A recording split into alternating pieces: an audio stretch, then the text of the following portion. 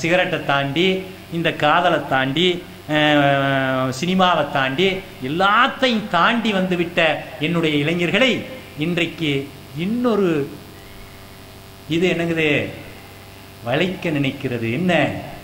இயக்க வெறி. இயக்க வெறி என்கின்ற ஒரு மோசமான சித்தாந்தம் இங்கே விதைக்கப்பட்டு கொண்டிருக்கிறது.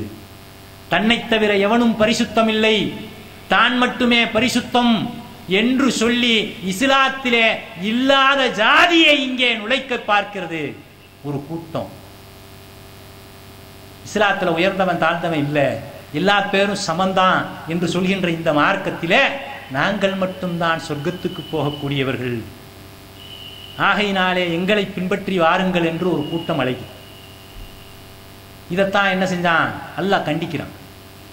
மற்ற மக்களுக்கு அல்லாது மறுமை வெற்றி உங்களுக்கு மட்டும்தான் என்று சொல்வதிலே நீங்கள் உறுதியாளர்களாக இருந்தால் மரணித்து பாருங்களேன்.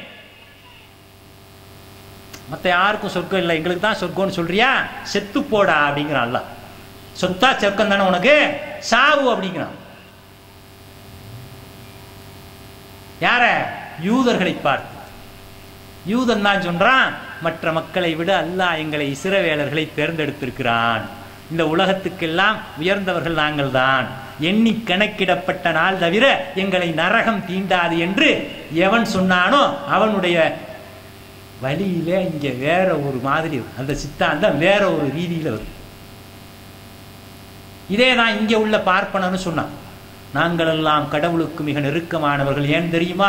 நாங்கள் கடவுளின் தலையிலே இருந்து பிறந்தவர்கள், நீங்கள் எல்லாம் கடவுளின் காலிலே இருந்து பிறந்தவர்கள் என்று என்னடா மனிதர்களை வர்ணம் பிரித்தான். இஸ்லாத்துல அந்த வர்ணம் எல்லாம் இல்லை, இங்க வாங்கப்பா அப்படின்னு சொன்னா இங்க ஒரு கூட்டம் என்னங்குது, எந்த பள்ளிவாசலுக்குள்ளும் போகலாம், யாரும் தொழலாம், எல்லாம் செய்யலாம் என்கின்ற நிலைமை மாறி இன்றைக்கு உங்க பின்னாடி எல்லாம் நாங்க தொழமாட்டோம், நீங்க எல்லாம் என்னது நரகத்துக்கு போற கூட்டம், நாங்க மட்டும்தான் சொர்க்கத்துக்கு போற கூட்டம். ஏன்? நீங்க இணை வைக்கிறீங்க, நீங்க பிதாத்து செய்றீங்க, உங்க இமாம் சிறுக்கு செய்யறாரு, உங்க இமாம் சூனியத்தை நம்புறாரு, அதை நம்புறாரு, இதை நம்புறாரு, ஆகையினால உங்க பின்னால எல்லாம் நாங்க தொழமாட்டோம், உங்க பள்ளிவாசலுக்கு நாங்க வரமாட்டோம். 4 பேர் இருந்தாலும் நாங்க என்னமோ ஒரு மொட்டை மாடியை பிடிச்சும் நாங்க இங்க தனியா தொழுதுகிட்டு இருப்போம். என்ன? ஏன்னா நாங்க உயர்ந்த முஸ்லீம், உயரமா தான் இருப்போம் மொட்டை மாடிகள்ல, நீங்க எல்லாம் தாழ்ந்த முஸ்லீம், கீழே இருப்போம் அப்படின்னு சொல்லிட்டு என்ன செய்யறாங்க சில பேர் இருக்காங்க. ஆனா என்ன செய்வாங்க? இடஒதுக்கீட்டுக்காக வாருங்கள் அப்படின்னு கூப்பிடுவாங்க. கேட்டா என்ன சொல்லுவாங்க? வாருங்க இடஒதுக்கீட்டுக்காக. இடஒதுக்கீடு எங்களுக்காக கேட்கிறோம், உங்களுக்கு கேட்கிறோம்ப்பா அப்படின்பா. உங்களுக்கு சேர்த்து தானே கேட்கிறோம் இடஒதுக்கீடு. என்னப்பா நீங்க எல்லாம் முஸ்லீம் இல்லை அப்படிங்கிறீங்க, நீங்க எல்லாம் காஃபீருங்கிறீங்க, நீங்க பன்னாடைங்கிறீங்க, பொன்னாடை போத்துற பன்னாடைங்கிறீங்க, அப்புறம் வழிகட்ட தர்காவாதிங்கிறீங்க, அப்புறம் மௌலூது ஓதுற இந்த பேர் வழிய அப்படிங்கிறீங்க, எல்லாம் சொல்றீங்க. கடைசியில 28க்கு வாங்க அப்படின்னு கூப்பிடுறீங்களே, என்னப்பா இது அப்படின்னு கேட்டோம்னா, இது எல்லாரும் முஸ்லீம்களுக்கான கோரிக்கை, முஸ்லீம்களுக்கான ஒட்டுமொத்த முஸ்லீம்களுக்கான கோரிக்கை தானே. உங்களுக்கு எங்களுக்கு தௌஹீத் ஜமாத்துக்கு மட்டுமா நாங்க கேட்கிறோம் இடஒதுக்கீடு? எல்லாத்துக்கும் தானே கேட்கிறோம், உங்களுக்கு தானே கேட்கிறோம், நீங்களும் தானே வரணும் அப்படின்னு சொல்றாங்க.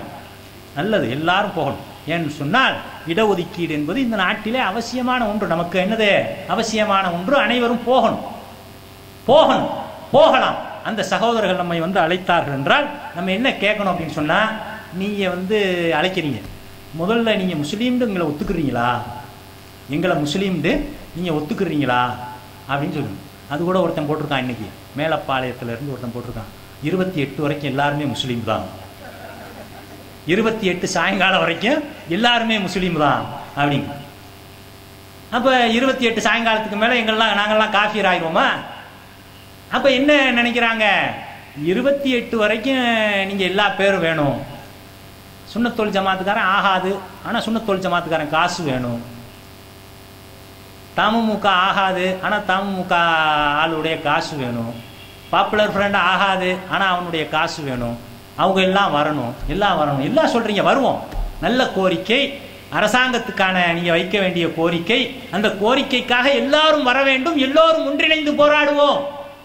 ஆனால் இதே மாதிரி இந்த பொதக்குடியில நீங்க தமிழக அளவுல கூட வேணாம், இந்த பொதக்குடியில எதனாச்சும் ஒரு கோரிக்கைக்கு கூப்பிட்டா நீங்க வருவீங்களா அப்படின்னு கேளுங்க. நாங்க ஒரு போராட்டம் வைக்கிறோம், இந்த பொதக்குடியில லைட் ஏரியில தண்ணி வரல, ரோடு மோசமா இருக்குது அப்படின்னு சொல்லிட்டு நாங்க எல்லா மக்களுமா சேர்ந்து ஒரு போராட்டம் வைக்கிறோம், நீங்க வருவீங்களா? வந்தீங்கன்னா அத்தான் நாங்களும் உங்களோட வர தயாராக இருக்கிறோம் அப்படின்னு சொல்லுங்க. ஏனென்று சொன்னால் அப்படி வந்தாங்கன்னா நிச்சயமாக இந்த போராட்டத்தை எல்லோரும் ஆதரிக்க வேண்டும். இல்ல நாங்க வரமாட்டோம், நீங்க மட்டும்தான் வரணும் அப்படின்னு சொன்னாங்கன்னா அந்த நோக்கத்துல ஏதோ கோளாறு இருக்குன்னு அர்த்தம். சரிங்களா? வருவாங்களா? வருவாங்களா? அப்படி கூப்பிட்டு இருக்கீங்களா? அப்ப கூப்பிட்டு வராதவங்க நம்மளை பயன்படுத்த கூட்டிட்டு போறாங்கன்னா வேற எதுக்கோ பயன்படுத்த போறாங்கன்னு அர்த்தம். அப்ப நாம என்ன செய்யணும்? அவர்களிடத்துல கேள்வி கேட்கணும். நல்லா வர்றதா, உங்களோட நாங்களும் வர்றோம், இன்ஷா அல்லாஹ் நீங்களும் வருவீங்களா? இது மாதிரி பொது பிரச்சனைக்கு, இது பொது பிரச்சனைங்கிறீங்கள, பொது பிரச்சனை தான் ஒத்துக்கிறோம், ஆனா இதே மாதிரி பொது பிரச்சனைக்கு நீங்க வருவீங்களா? அப்ப நீங்க வரமாட்டோம், நாங்க வரமாட்டோம், நீங்க மட்டும்தான் வரணும் அப்படின்னு சொன்னா நீங்க உமி கொண்டு வாங்க, நான் அரிசி கொண்டு வர்றேன், நீங்க அரிசி கொண்டு வாங்க, நான் உமி கொண்டு வர்றேன், ரெண்டு பேரும் ஊதி ஊதி திம்போம் அப்படிங்கிறது மாதிரி தான் இருக்கு. என்ன அப்ப நோக்கம் முதலிலே தெளிவாக இருக்க வேண்டும். இரண்டாவதாக பாருங்களேன், அவங்க என்ன சொல்றாங்க பார்த்தீங்கன்னா, தமிழ்நாடு பூரா சுத்திட்டு வர்றோம், ஒரு செவர் பாக்கி இல்லை, ஒரு விளக்கந்தண்டு பாக்கி இல்லை, ஒரு இதுவும் பாக்கி இல்லை, இவ்வளவு காசை செலவு பண்ணி பேனா, கீச்சைனு, தொப்பி எல்லாம் கொடுக்குறாங்க. இது யாருடைய பணம்? சமுதாயத்துடைய பணம். ஒரு பொதுவான விஷயத்துக்காக செலவழிக்கிறாங்க. ஹைர், அல்ஹம்துலில்லாஹ். ஆனால் தனிப்பட்ட உங்களுடைய திருமணத்தில் பத்திரிக்கை அடிச்சுட்டா, பத்திரிக்கை அடிச்ச கல்யாணத்துக்குலாம் நாங்கள் வரமாட்டோம், மண்டபத்தில் நடக்கிற கல்யாணங்களுக்கெல்லாம் நாங்க வரமாட்டோம், விருந்து 300 பேருக்கு மேல விருந்து வச்சா நாங்க வரமாட்டோம். அவன் சொந்த காசை போட்டு 300 பேருக்கு விருந்து கொடுக்குறான், அவன் சொந்த காசை போட்டு பத்திரிக்கை அடிக்கிறான், அவன் சொந்த காசை போட்டு மண்டபம் பிடிக்கிறான். நீங்க யாரு காசை போட்டு இதெல்லாம் செய்யறீங்க? அப்ப இது கூடும் அது கூடாதா? அப்ப என்ன இல்லை, இது மற்றதெல்லாம் நாங்க ஆடம்பரம், தௌஹீத் ஜமாத் அப்படி ஆடம்பரத்தை நாங்க விரும்பவே மாட்டோம். இதுல நடந்த கூட்டத்தில் 20 LED டிவி வச்சிருக்காங்க. 20 LED டிவி. மயிலை மாங்கொல்லையில நடந்த கூட்டத்தில் 20 ப்ரொஜெக்டர், ஜிம்மி சிப் கேமரா, அப்படி மேல இருந்து இப்படி டாப் ஆங்கிள் எடுக்கும்ல, அந்த ஜிம்மி சிப் கேமரா. அப்ப இதெல்லாம் ஆடம்பரம் இல்லையா?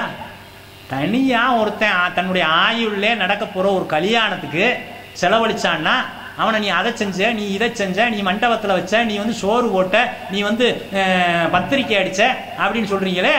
இன்றைக்கு குடும்ப அட்டை கவரு, என்னென்ன கீச்சைனு, தொப்பி, இப்ப இதெல்லாம் ஆடம்பரம் இல்லையா? எதுக்கு இதெல்லாம் கேட்கிறோம்? மக்களிடத்திலே செய்தி போக வேண்டும் என்று நீங்கள் சொன்னால் அவன் போஸ்ட் அடிச்சு கல்யாணத்துக்கு போஸ்ட் அடிக்கலாம்ல.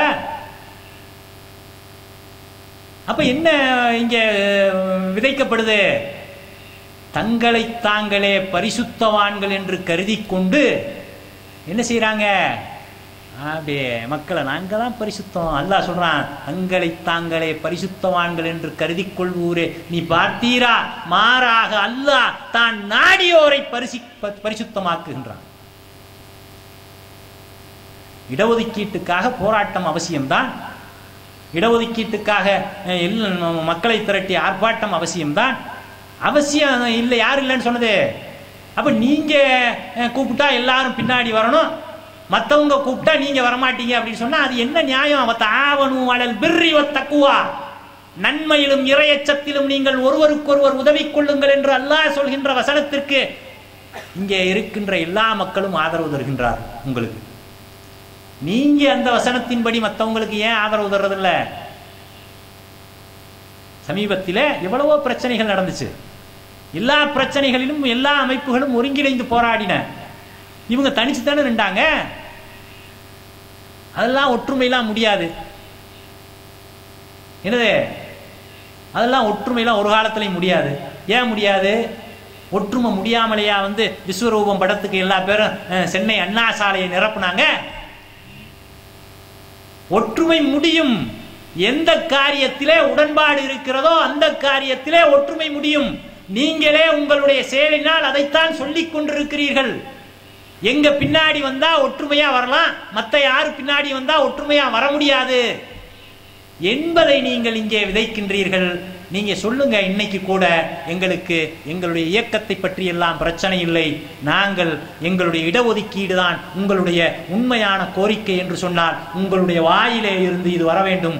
எந்த தரப்பாரும் அவரவர் கொடியோடு அவரவர் அடையாளங்களோடு இந்த பேரணியிலே கலந்து கொள்ளலாம், இந்த போராட்டத்திலே கலந்து கொள்ளலாம், எங்களுக்கு இடஒதுக்கீடு தான் முக்கியம் என்று சொல்லுங்கள். ஏத்துக்க மாட்டாங்க. இல்ல இல்ல, எங்க கொடியோடு தான் வரணும். அப்ப உங்க கொடியோட வரணும்டா உங்க ஆளுகளை மட்டும்தான் கூப்பிடணும். சரிங்களா? அப்ப சொல்லுங்க, இடஒதுக்கீடு தான் நோக்கமா இருந்துச்சுன்னா என்ன செய்யணும்? அப்படித்தான் வரணும். அப்ப இயக்க வெறி மிகைத்து நிற்கிறது. இன்றைக்கு கூப்பிடுற இளைஞர்கள் கூட என்ன கேட்கிறாங்க, அவங்களுக்கு இந்த வரலாறு எல்லாம் தெரியாது. தெரியாம என்னங்கிறாங்க, நின்று இந்த ஏகத்துவ வரலாறு எல்லாம் தெரியாம சினிமாவில் எப்படி ரஜினியை கமலஹாசனை பார்த்தாங்களோ அது மாதிரி அண்ணனை பார்த்துட்டு இன்றைக்கு ஒரு கூட்டம் என்னங்குது, இயக்க வெறியிலே மிகைத்து போய் நிற்கிறது. எந்த அளவுக்கு என்று சொன்னால் தெளிவாக தக்லீத் செய்கின்றது. எப்படி தக்லீத் செய்து தெளிவா இமாம் அபூ ஹனீஃபாவையோ இமாம் ஷாபியையோ யாரும் தக்லீத் செய்யல, யாரும் பார்க்கல. அவர்களுடைய காலத்திற்கு பின்னாலே எத்தனையோ ஆண்டுகளுக்கு பின்னால் அவர்கள் எழுதி வைத்ததாக சொல்லப்படுகின்ற கிதாபுகளை வைத்து அவர்களை தக்லீது கூட்டம் என்று சொன்னவர்கள் இன்றைக்கு நேரடியாக அவரை தக்லீது செய்கின்ற ஒரு கூட்டத்தை உருவாக்கி வைத்திருக்கிறார்கள். இதை நான் வெறும் வார்த்தையாக சொல்லவில்லை, உண்மையாக சொல்கிறேன். மேற்க சூரியன் உதிக்குதுன்னா நீங்க யாராவது நம்புவீங்களா? இந்த உலகத்துல யாராவது நம்புவோமா? மேற்க சூரியன் உதிக்குது அப்படின்னு நான் சொல்றேன், என்ன சொல்லுவீங்க? என்ன கிறுக்கேன்னு சொல்லுவீங்க, முட்டா பையன் சொல்லுவீங்க. ஏன் 3ஆம் கிளாஸ் பயலுக்கு தெரிகிற விஷயம் கூட இவனுக்கு தெரியல அப்படின்னு சொல்லுவீங்க. இதுதான உண்மை. ஆனா இதே மாதிரி ஒரு விஷயத்த அண்ணன் சொல்றாரு. என்ன சொல்றாரு? சூரியன் கிழக்க உதிச்சு மேற்க மறையுது, சந்திரன் மேற்க உதிச்சு கிழக்க மறையுது அப்படின்னு சொல்றாரு. வீடியோ கிளிப்போட எடுத்து போட்டு காட்டுறோம். அதெல்லாம் ஒத்துக்க முடியாது. அண்ணன் சொன்னா சரிதான் அப்படிங்க. சரி, அண்ணன் சொன்னா சரிதான் சொல்ல வேணாம். இல்ல, அவர் ஏதாச்சும் தப்பு செஞ்சிருப்பாரு அப்படின்னு சொல்லிட்டு அவருடைய ஆய்வுலையும் தவறு இருக்குமா இல்லையா, அவரும் மனிதர் தானா அப்படின்னு சொல்லணுமா இல்லையா? மாறா நம்மளை திட்டுறான். கிழக்க உதிக்கிற பிறைய மேற்க உதிக்குதுன்னு சொல்றாரு உங்க அண்ணன். சின்ன பிள்ளைக்கு கூட தெரியும், 6வது அறிவியல் பாடத்திலே வருது. நீ இப்ப போய் மூன் ரைஸ்ன்னு போட்டு கூகுள்ல சர்ச் பண்ணிட்டா மூன் எந்த இடத்துல ரைஸ் ஆகுது, எந்த இடத்துல செட் ஆகுது அப்படிங்கறதெல்லாம் இருக்குது. இந்த ஒரு அடிப்படை உண்மை கூட தெரியாம இருக்கிறாரு உங்க அண்ணன். அவரை போய் நீ பெரிய அறிவியல் ஆராய்ச்சியாளர் மாதிரி சொல்லிக்கிட்டு இருக்கிறீடா, அவரும் தப்பு செய்வாருன்னு நம்ம, அவர் தப்பெல்லாம் செய்ய மாட்டார் அப்படிங்கிறான். அப்ப இது தக்லீத் இல்லையா? அப்ப என்ன சொன்னாலும் எந்த அளவுக்குன்னு கேட்டா சகோதரர்களே சிந்தித்து பாருங்க, சிந்தியுங்கள். ஏனென்று சொன்னால் ஒரு தக்லீது எப்படி தக்லீது இல்லைன்னு சொல்லிக்கிட்டு ஒரு தக்லீது கூட்டம் உருவாகிருக்கு. எப்படின்னு பாருங்க நீங்க. அதாவது ஒரு அந்த சகோதரர் இடத்துல ஒரு இடத்துல போய் நாம இவர் டாக்டர் பேராசிரியர் ஜவாஹிருல்லா இப்படி சொல்லியிருக்காரு அப்படின்னு சொன்னோம்னா என்ன சொல்லுவாங்க? ஜவாஹிர்லாவில் ஒரு மனுஷனா போயா அப்படிங்கிற, பாக்கரை பத்திலாம் இங்க பேசாதையா, அவர் என்ன மனுஷனா அப்படிங்கிற. சரிப்பா, அந்த இவர் யூசுப் கர்லாவியா, அவருக்கெல்லாம் மார்க்கமே தெரியாதுங்க. இந்த டாக்டர் ஜாகிர் நாயக்கு இப்படி சொல்லியிருக்கார். டாக்டர் ஜாகிர் நாயக்கு மதகப் ஆதரிக்கிறார், அவரெல்லாம் ஒரு மனுஷனா? இல்லப்பா, இந்த போன நூற்றாண்டுல வாழ்ந்த இமாம்கள் அவங்களெல்லாம் தூக்கி போடுங்க. இல்ல, இமாம்கள் சொல்லியிருக்காங்கப்பா. இமாம்கள்லாம் என்னையா இமாமு? அவங்க புத்தகத்தை நீ படிச்சிருக்கியா? அது பூரா குப்பை, மதகப்பு குப்பை, தூக்கி போடு. இல்லைப்பா அந்த சஹாபாக்கள் சொல்றதெல்லாம் நாங்கள் ஏற்றுக்க மாட்டோம், சஹாபாக்கள் சொல்றது மார்க்கம் கிடையாது. இல்லைப்பா அல்லாஹ்வுடைய தூதர் சொல்லியிருக்கிறாரு, சையா லைஃபா, சையா லைஃபா அப்படிங்கிற. சரி சஹீகுதாப்பா, சஹீகுண்டா கூட குர்ஆனுக்கு மோதாதா அப்படிங்கிறான்.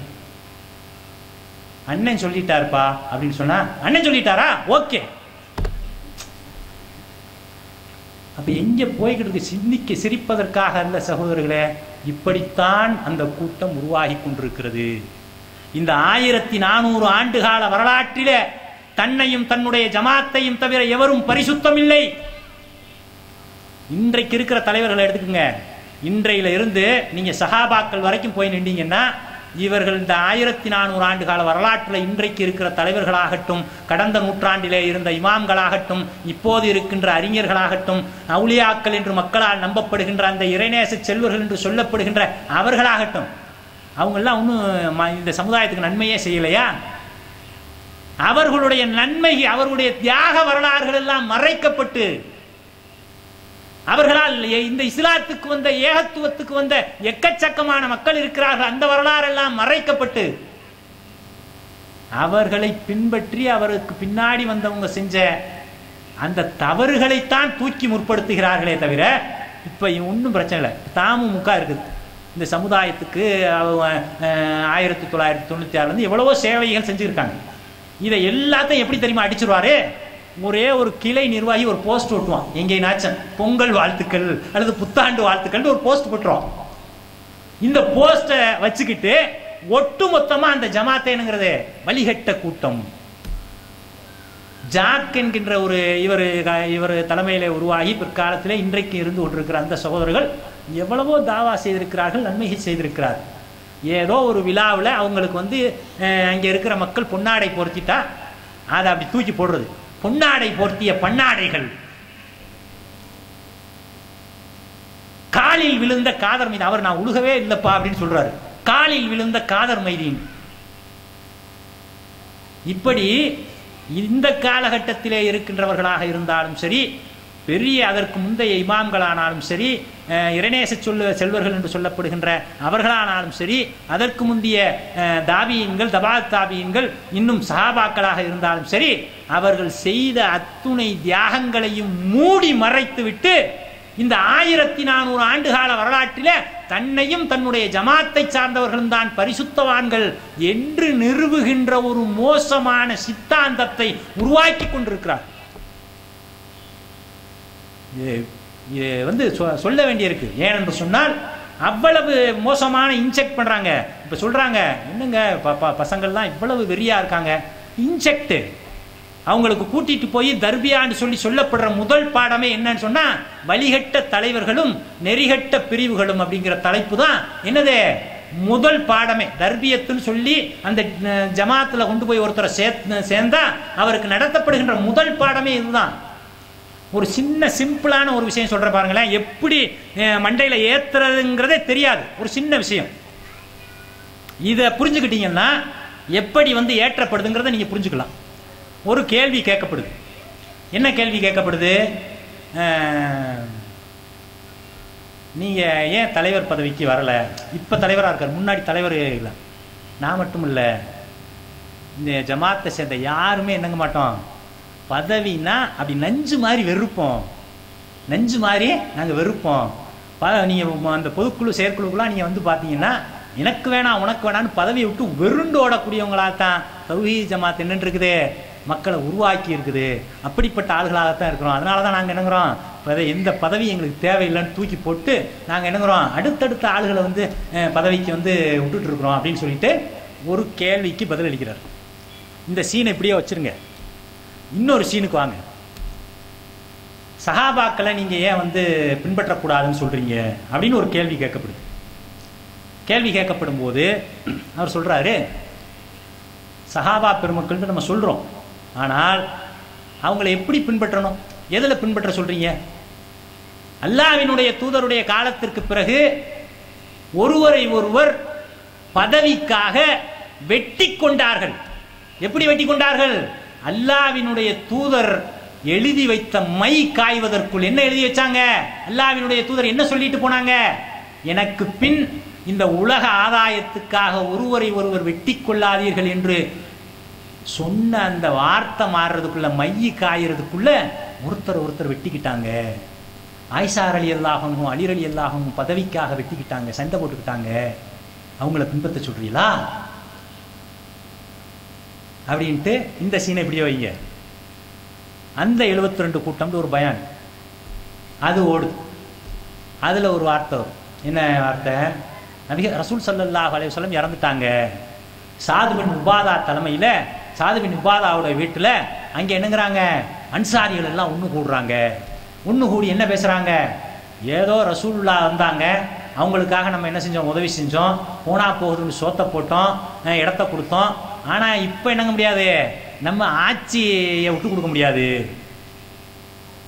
அப்படின்னு சொல்லிட்டு சொல்றாரு. அன்னை எப்ப சாவான் திண்ணை எப்ப காலியாகும் இருந்தது மாதிரி அல்லாஹ்வினுடைய தூதருக்கு பிறகு இந்த நோய் ஆரம்பிச்சிருச்சு. இந்த நோய் பதவி வெறி என்கின்ற இந்த நோய் ஆரம்பிச்சிருச்சு. இப்ப இந்த சீனை இங்க நிப்பாட்டிட்டு இந்த சீனுக்கு வாங்க. தமிழ்நாடு தௌஹீத் ஜமாத்தை பொறுத்த வரைக்கும் நாங்க யாருமே என்னங்க மாட்டோம், பதவின்னா நஞ்சு மாதிரி வெறுப்போம்.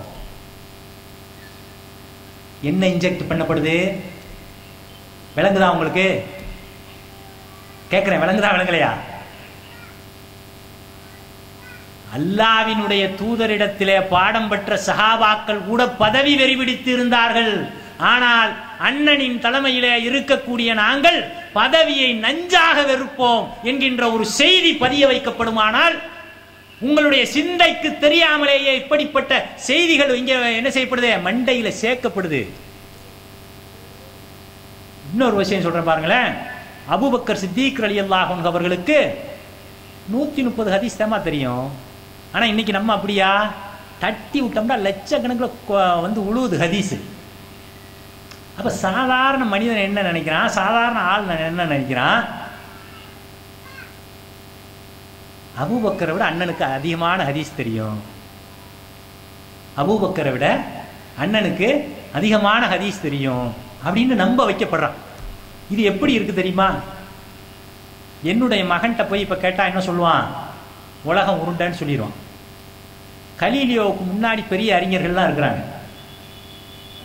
கலீலியோ தான் முதலெடுக்கும் உலகம் உருண்டை அப்படின்னு சொல்றாரு. கலீலியோவுக்கு முன்னாடி வாழ்ந்த அறிஞர்கள் அவர்களிடத்துல இருக்கிற அந்த அறிவை கொண்டு என்ன செஞ்சாங்க? உலகம் உருண்டை இல்லை தட்டை அப்படி இப்படின்ட்டு என்னமோ சொன்னாங்க. அதுக்காக இன்றைக்கு 3ஆம் வகுப்பு படிக்கிற என் மகனுக்கு தெரிஞ்ச உண்மை அந்த விஞ்ஞானிக்கு தெரியல அப்படின்னு சொல்ல முடியுமா? அப்படித்தான் என்னங்கிறாங்க, அண்ணனுக்கு தெரிஞ்சது யாருக்கு தெரியல? சஹாபாக்களுக்கு தெரியல. அவர்களை நாம எப்படி பின்பற்ற முடியும் என்றெல்லாம் அந்த இளைஞர்களுடைய மனதிலே தர்பியத் என்கின்ற பெயரிலே விதைக்கப்படுகின்றது. இப்படி விதைக்கப்படுகிறதுனாலதான் அவன் என்ன செய்யறான்? வந்து நின்று நான் சத்தியத்துல இருக்கேன், எங்க அத்தாவை நான் இங்க என் நபி வழிப்படிதான் அடக்குவேன் அப்படின்னு நிக்கிறான். சண்டை போடுறான். அதுக்காக ஜமாத்தை உடைக்கிறான், பிரிக்கிறான். ஏண்டா உங்க அத்தாவே நபி வழிப்படி இல்ல, அவரை கொண்டு போய் நபி வழிப்படி அடக்குவேங்கிறான். இவங்க அத்தா நபி வழியில இல்ல, அவர் வாழ்றது வரைக்கும் அத்தா நபி வழியில இல்ல, ஆனா அவரை நபி வழியில நான் அடக்குவேன். அந்த பள்ளிவாசல் வேணாங்கிறீங்க, அந்த இமாம் வேணாங்கிறீங்க, அந்த கபர்ஸ்தான் மட்டும் என்னவா வேணுமா? எதுக்கு? அது எங்க முன்னோர்களுடைய காசு. எப்ப உங்க முன்னோர்கள் தௌஹீத்வாதிகளா? உங்க முன்னோர்கள் பள்ளிவாசல்னா இங்க தொழுகிறதும் நீங்க போய் தொழுகணும்ல. அப்ப என்ன இதெல்லாம்? சமூகத்தை பிரிக்கின்ற, சமூகத்தை பிரித்து பிரித்து பிரித்து ஒரு உயர் ஜாதியை உருவாக்குகின்ற, இஸ்லாத்திலே இல்லாத ஜாதி பிரிவை உருவாக்குகின்ற ஒரு மோசமான சித்தாந்தத்தின் அடிப்படையில் இன்றைக்கு இது என்ன செய்து உருவாகி கொண்டிருக்கு. இப்போ இவர்கிட்ட அந்த கேள்வி வைக்கப்படுது, என்ன மற்ற நேரத்துல எல்லாம் வந்து முஸ்லீம் ஒத்துக்கிட மாட்டேங்கிறீங்க,